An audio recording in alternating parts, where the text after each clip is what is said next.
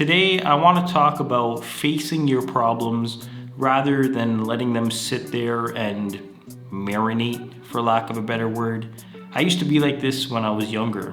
I didn't want to face my problems, and I thought that if I didn't pay my problems any mind, that they would eventually disappear, which definitely didn't happen, and I paid the price. When I had credit card debt, I knew that I had to pay it off, and I remember getting notices in the mail saying that my payments were past due and stuff like that, but I hated knowing that I would have to see money leave my account to pay the bill, so I just kept putting it off and putting it off until one day I realized that if I don't pay it, no one else is gonna pay it, and the interest was accruing on it, so the only person that it was hurting was me.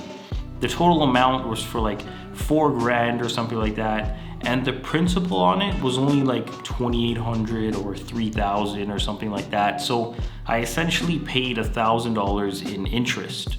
So because of my lack of choosing not to take responsibility for my own actions or delaying the conflict, I had to pay $1,000 extra in interest charges.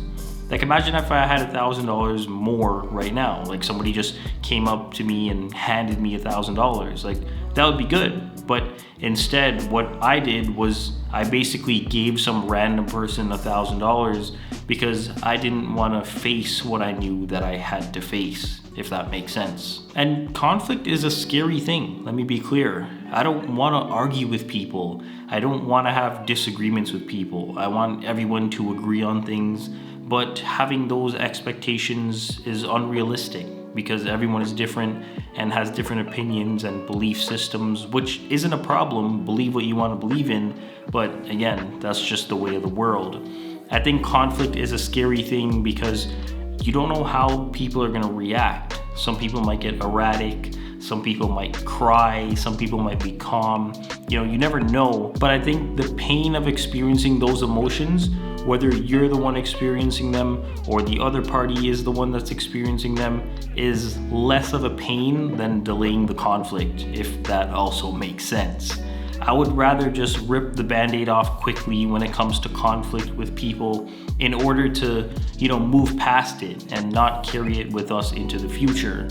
And it's almost like the longer you hold on to something, not only does it get heavier, but it gets worse and worse to hold on to because the problem would intensify.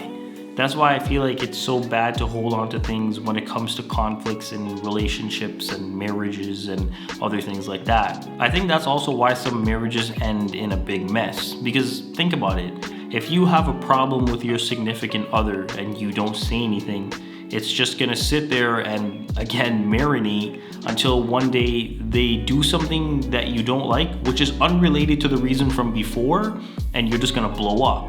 You're gonna bring up things from weeks, months, years, decades ago, and it's gonna make you feel bad because you finally said it instead of facing the problem at first.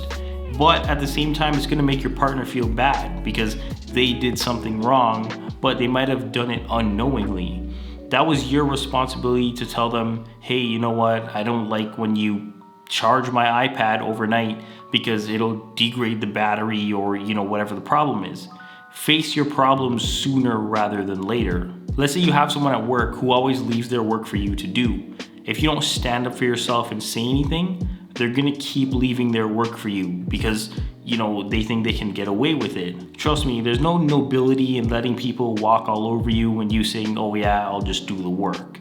Next thing you know, they're telling other people that you're doing their work, and then more people are coming over and asking you to do their work, or better yet, they're just leaving it for you to do. Make sure you're standing up for yourself, especially in situations like those. If you just let those things happen, you have no idea how it's gonna affect your life. Then next thing you know, you're taking your work home because you're doing like 3 people's work. You're working 12-hour days, burnout starts to happen, and trust me, it won't end well. Speaking of avoiding burnout, you can watch that video up here. Without making this video too long, I just want to stress the importance of dealing with things as they arise, especially when you get older. Most problems in your life won't disappear if you bury them long enough. They're not bodies or anything like that. Problems are almost like seeds.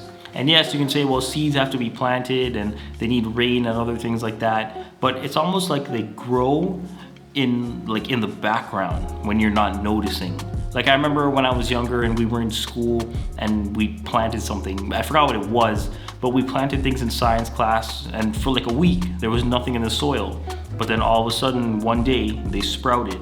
Does that mean just because you're not seeing them grow that they're not growing? Well, no. Just because you don't see the problem getting bigger and bigger doesn't mean that it's not. So just keep that in mind. I will say though that if I had any sense whatsoever, that I would have dealt with the problem that I had as soon as possible. But if I did have a live counter of sorts to show the amount of money that I was owing, it would have definitely helped me a lot. But life isn't like that. We all don't have things like that hovering over our heads. Maybe sometime in the future. But I think if we did, it would make people a lot more honest. Bottom line of this video, as the title says, conflict delayed is conflict multiplied. And conflict isn't something that you should be conflicted about facing. And as always, thanks for watching.